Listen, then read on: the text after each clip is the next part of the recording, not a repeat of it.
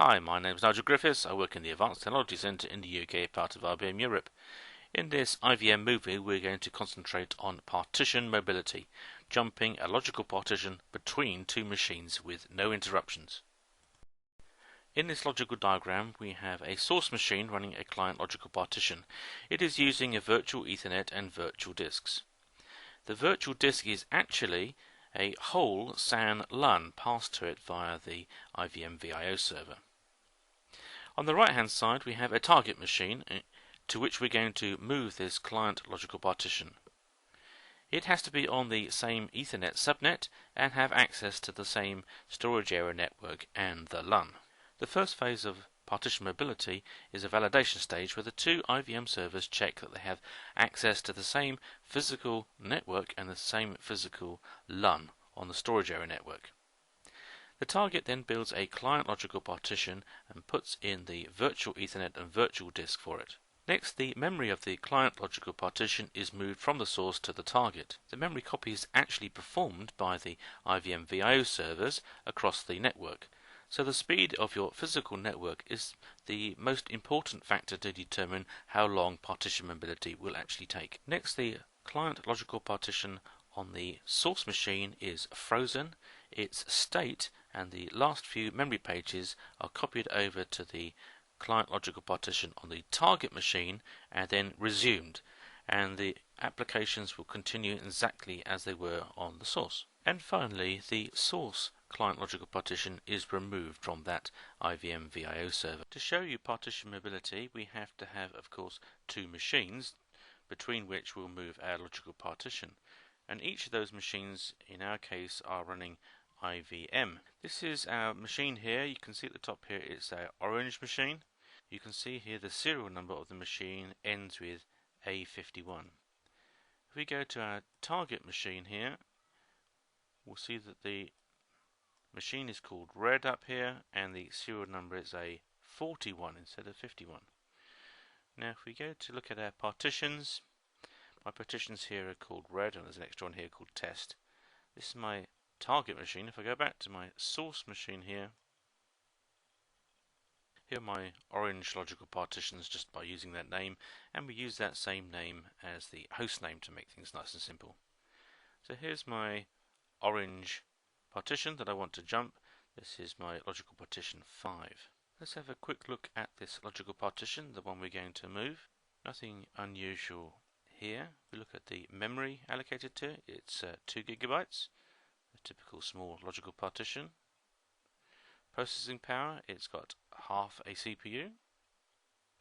On the network side, it's using the virtual Ethernet adapter, so it's going via the IVM server.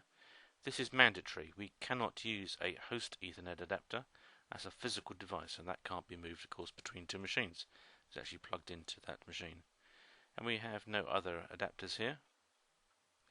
If we look at the storage, we'll see here that it's using a physical volume via the virtual I/O server, and that physical volume is HDISC6, and this is a LUN out on a SAN storage device. It's an IBM DS4700 in this case, but it's a whole disk, the whole LUN is being given to this particular logical partition. Of course, it has to be on a SAN device so that when we move to the other machine, we can, via the SAN, actually get to the same disk. We don't have any virtual optical devices. Of course, they can't move either. They will be tied to the particular IVM server. And there is a CD, but we're not actually attached to it. And we see here we have no physical adapters assigned to this particular logical partition. Okay, let's move the logical partition now. First I'd like to bring up a telnet session here. I'm using PuTTY to get to this orange LPAR5, and I have a little script here that's going to output uname nu capital L. This gives us the host name for the logical partition, the serial number, and the logical partition details. Just start that running now, and it outputs that every couple of seconds to the screen. Okay, it's not much of an application, but it's enough to demonstrate for our purposes. Here's our logical partition. We'll select it. We go to More Tasks and we go to Migrate. Of course, unlike a HMC, it's not aware of the other machine unless we tell it about it.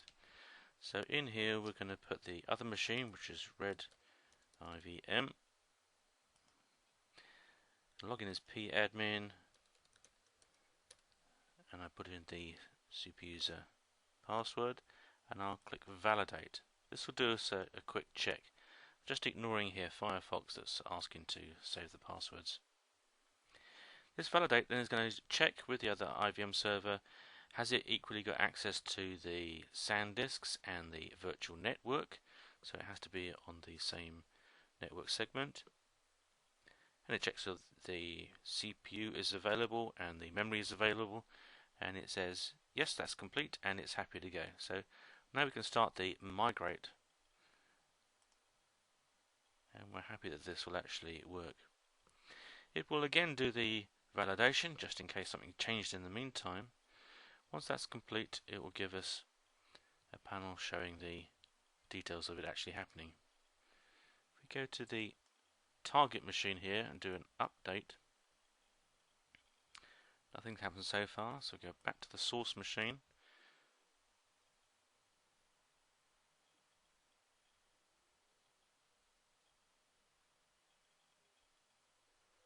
So here we go, it's starting. This doesn't get updated very often, but we can do a refresh here. You can see it's already started the migration. If we go to the target machine now and update that, we'll see here's the orange logical partition. It's in migrating running, so it's the shell at the moment that's being filled up with the memory from the source. We'll do another update here. We're at 85% already. You can see this is where it's going to. We're on the orange machine at the moment. Let's keep doing another update. 99%. At 99%, it's actually removing the logical partition from the source, and it may have gone to 100% by now. We're still doing the clear up operation. It removes the logical partition from the source, and then it will go to 100%. 100%, so it's all done. If we look at the target here, well, it was migrating running last time we did an update. If we do another update now, there it is in the running state. If we quickly look back, you can see we were on A51, and then within that 3 seconds we changed to the new serial number on the target machine. We can see that the host name hasn't changed. We're still on the network attached as the same host name. The logical partition name was carried over because it found that that partition name wasn't used on the target. But we can also see that the logical partition number has actually changed because there was a partition 5 on the target. So we went from 5 to 4. So there we have it. Logical partition has moved from one machine to the other in just a couple of seconds.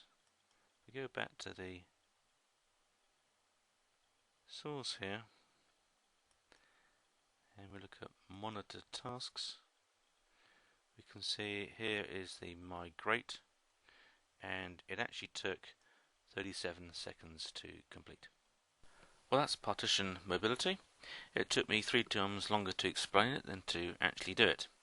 Of course, my logical partition wasn't doing very much. It was running a simple shell script. If you have a lot more memory or very busy applications, it will take longer.